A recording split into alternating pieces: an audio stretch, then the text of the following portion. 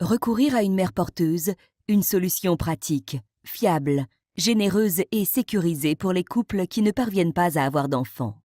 C'est ainsi que les agences présentent leurs services à leurs futurs clients.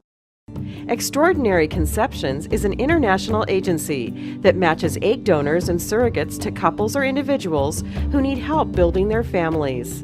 We are proud of what we do and are committed to helping would-be parents achieve their dream of parenthood. Et leurs spots publicitaires sont là pour rassurer tous les futurs parents.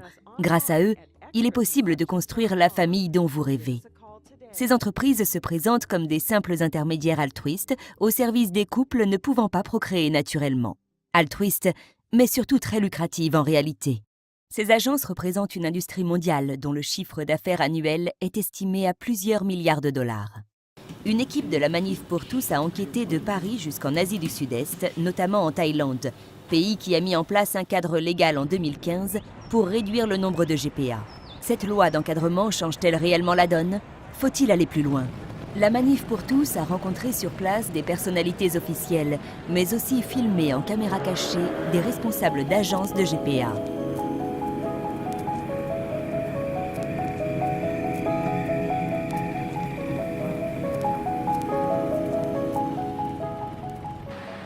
Il nous fallait, pour commencer, comprendre comment, d'une absence totale de contrôle, le pays était arrivé à une loi restrictive.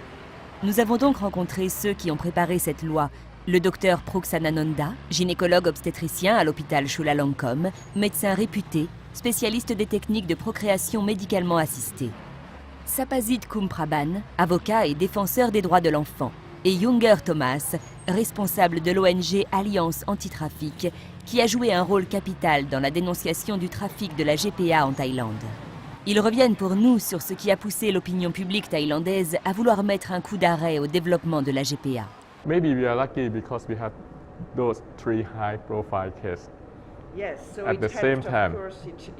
So people see that this is the problem, so we need to do something. So our situation is Right. Finally, it was good. right.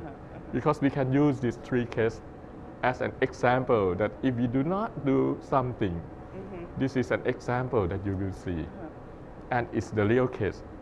We have the real person. Août 2014, l'affaire Gami provoque un séisme médiatique. Le monde entier est bouleversé. La Thaïlande et le monde découvrent l'existence d'une usine à bébés en plein cœur de Bangkok.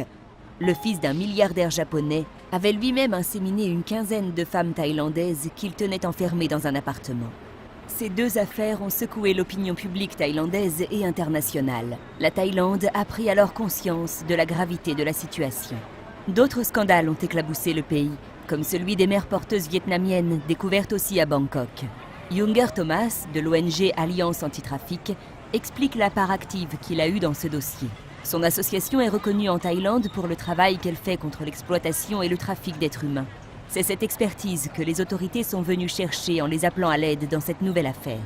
บุกช่วยหญิงชาวเวียดนามถูกหลอกมารับจ้างตั้งครรภ์ให้กับลูกค้าไต้หวันในประเทศไทย สวัสดีครับต้อนรับเข้าสู่เวลาข่าวของท่านกับข่าว3มิติ23กุมภาพันธ์นะครับคืนนี้เราเริ่มด้วยปัญหาที่ผู้ชมหลายท่านอาจจะคาดไม่ถึงว่ามีอยู่จริงนะครับหญิงสาวกลุ่มหนึ่งจากประเทศเวียดนามเดินทางเข้ามาสู่ประเทศไทยด้วยคำชักชวนเบื้องต้นว่ามีงานที่ดีรายได้ดีแต่ว่าเมื่อเดินทางมาถึงประเทศไทยพวกเธอถูกบังคับให้เซ็นสัญญาว่าต้องทำหน้าที่ตั้งครรภ์เพื่อกำเนิดบุตรให้กับผู้ว่าจ้างพวกเธอถูกนำไปอยู่รวมกันมีกฎระเบียบบังคับให้รักษาครรภ์ให้ดีที่สุดบางคนถูกข่มขืนเพื่อให้ตั้งครรภ์จากเจ้าของธุรกิจรับจ้างตั้งครรภ์ล่าสุดมีหญิงสาวที่ถูกกระทำจากบุคคลกลุ่มนี้ร้องเรียนผ่านสถานทูตเวียดนามประจำประเทศไทยจนนำมาซึ่งการปฏิบัติการ Une des femmes enfermées dans l'appartement a pu joindre au téléphone l'ambassade du Vietnam à Bangkok, qui a ensuite appelé les autorités. C'est ainsi qu'Alliance Antitrafic s'est retrouvée à enquêter sur cette affaire. Ils ont découvert que le trafic était organisé à partir d'un site internet hébergé en Californie, qui appartenait à un Taïwanais déjà condamné dans d'autres pays pour trafic de mères porteuses et d'enfants. L'agence concernée mettait des femmes vietnamiennes à disposition des couples. Elles étaient victimes d'un trafic d'êtres humains entre le Vietnam, le Cambodge et la Thaïlande. Une fois à Bangkok, elles étaient enfermées dans un appartement. C'est dans celui-ci qu'Alliance Antitrafic et les autorités ont pu délivrer 13 jeunes femmes. Ils sont ensuite allés chercher 2 autres filles déjà à l'hôpital en train d'accoucher. Toutes ont été considérées comme des victimes de la traite humaine et transférées dans des centres de protection gouvernementaux. On s'est aperçu au cours des investigations qu'en fait 9 hôpitaux de Bangkok étaient impliqués dans ce trafic. Oui. Voilà, les dossiers qu'on a retrouvés dans les hôpitaux prouvaient donc que le trafic durait au minimum 3 ans. Les femmes venaient d'un village, tout du même village au sud du Vietnam, étaient d'abord envoyées au Cambodge et ensuite étaient envoyées en Thaïlande. Donc, pour les clients donc, qui étaient en attente de leur bébé, la plupart venaient d'Asie, des Chinois, Taïwanais, Hongkongais, de Hong Kong, et un couple qui vient des États-Unis.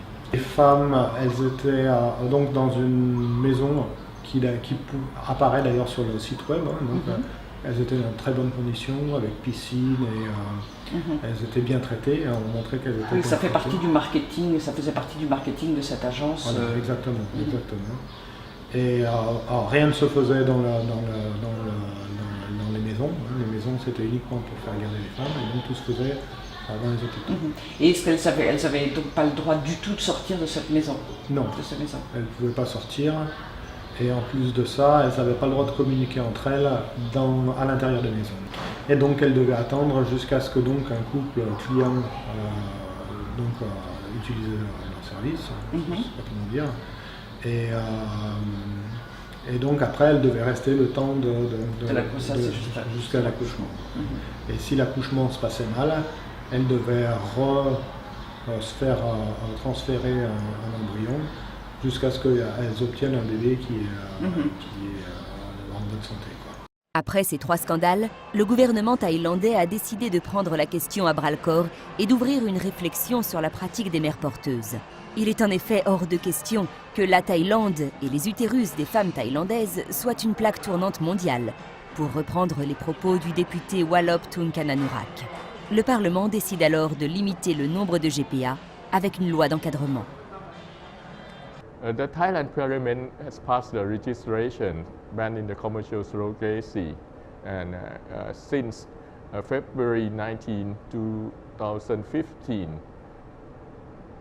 And this, we think that we're gonna try to close the loophole in the country public health law. Only the couple.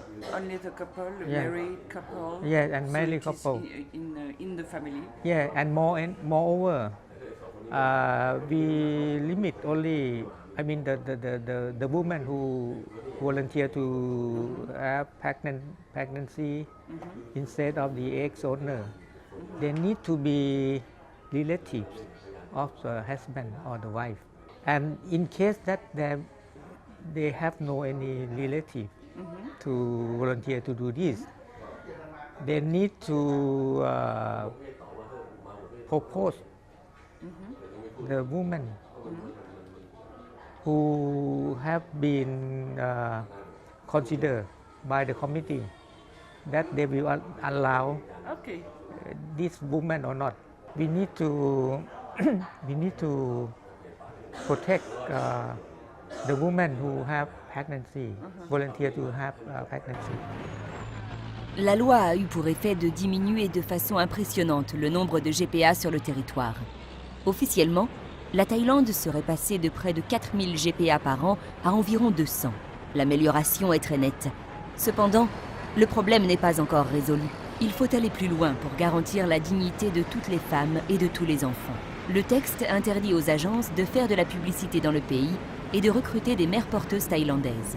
Selon le docteur Proksananonda et l'avocat Sapasit Kumpraban, dès le vote de la loi, les agences ont cessé toute activité et il est impossible de rentrer en contact avec l'une d'elles. The legislative include a ban on advertising and promotions, and shut down surrogate agents and unregistered clinics. So if you see the surrogate agency somewhere else that saying that they are doing business in Thailand, that is definitely illegal. Since the vote of the law, have you heard about illegal surrogacy and Did it happen that there is a before the law have been after the enacted. law? After, I have not heard about this. Pourtant, lors de nos recherches, nous n'avons eu aucune difficulté à établir un contact avec plusieurs d'entre elles. Younger Thomas, de l'ONG Alliance Antitrafic, nous explique que devant la loi, les agences ont de multiples solutions à proposer à leurs clients. Loin d'avoir disparu, elles se sont adaptées aux nouvelles contraintes. Also have an option of creating the embryos in India, not doing the embryo transfer, similar to how we would have done in Thailand, yeah, and then shipping it to either Laos or to Kenya. Same price. I have two last questions because You can have 4 questions, don't worry about it. I'm here for. I have one too. Okay, you have sent a lot of information to us and we read it, but it's hard to make an idea before to see you. But the surrogates are living in their house during their pregnancy, or do you give them an apartment? Yeah. It's a combination of these things, because we cannot force anyone to stay in the same house for 9 months. They have families, they have babies. First 3 months, we strictly force them for the first trimester. They have to stay with us in our own house, in the surrogate house. After the first 3 months, they are flexible. We are flexible for them to go back and come back. Les mères porteuses sont bien surveillées. Gaurav a réponse à tout. Sélection de la mère porteuse sur catalogue en ligne donnant toutes les caractéristiques, dont les origines ethniques, mais aussi garantie, réduction, acompte, prêt, assurance, devis, contrat. Les solutions sont simples, sa structure est fiable et peut répondre à toutes les demandes avec un service juridique à la pointe et des comptes bancaires sur tous les continents. Car pour ne pas éveiller l'attention de la banque du client avec le transfert d'une somme très importante à l'étranger, il précise notamment qu'il nous faudra envoyer le règlement en plusieurs parties et sur des comptes différents. Durant notre rendez-vous, il ne sera jamais question de l'enfant et encore moins de la mère porteuse. Ces deux-là sont totalement absents de la conversation. Il s'agit juste d'un contrat commercial dont les aspects pratiques doivent être passés en revue. Malgré la loi, il est donc très facile de rencontrer des agences et de signer des contrats de GPA commercial en Thaïlande. Comme un domino, le trafic passe d'un pays à l'autre. Après le Cambodge, en passe de légiférer sur la GPA au moment de notre enquête, le Laos devient le nouvel Eldorado pour les agences qui profitent de la zone grise du pays sur le sujet. Les dirigeants thaïlandais pensaient sincèrement pouvoir régler la question en votant une loi d'encadrement. Mais le problème demeure. À la suite de notre enquête, une nouvelle affaire a éclaté. Un homme, vraisemblablement l'un des membres des réseaux que nous avons rencontrés et signalés aux ONG locales, a été arrêté à la frontière avec le Laos.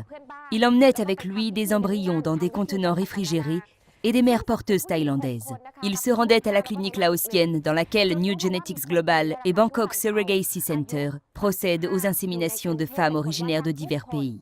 La police et l'opinion ont découvert, stupéfaits, que la loi n'avait pas réglé la question, que le trafic continuait en Thaïlande et dans toute la région. La digue de l'encadrement ne saurait être suffisante. La GPA reste un problème mondial. En Thaïlande comme ailleurs dans le monde, l'éveil des consciences pousse le législateur à poser des limites. Mais de telles lois sont clairement insuffisantes pour mettre un terme à l'exploitation de la femme et au trafic d'enfants. I think this is a global issue. It's not just one country issue. As you may say that in one country prohibit, the people just cross border or going to the other place that we can do. And that is the point. And I think because this is very new, sometimes to ask for people's support, because to make a law need a lot of support. It's not just communities, small communities. It has to be the countrywide. Il est urgent que la communauté internationale intervienne pour protéger les femmes et les enfants de ce trafic. Un grand mouvement est en marche pour mettre un terme à cette pratique intolérable. Forte de son travail d'investigation sur le terrain, la Manif pour tous est intervenue à l'ONU pour alerter de la situation réelle à travers le monde. Pour faire disparaître cette violence faite aux femmes, la seule solution, c'est l'abolition internationale de la GPA. Mesdames, Messieurs, la dignité de la femme n'a pas de frontières. Nous avons aujourd'hui rendez-vous avec l'histoire. Nous devons aux femmes et aux filles l'abolition universelle de la gestation pour autrui.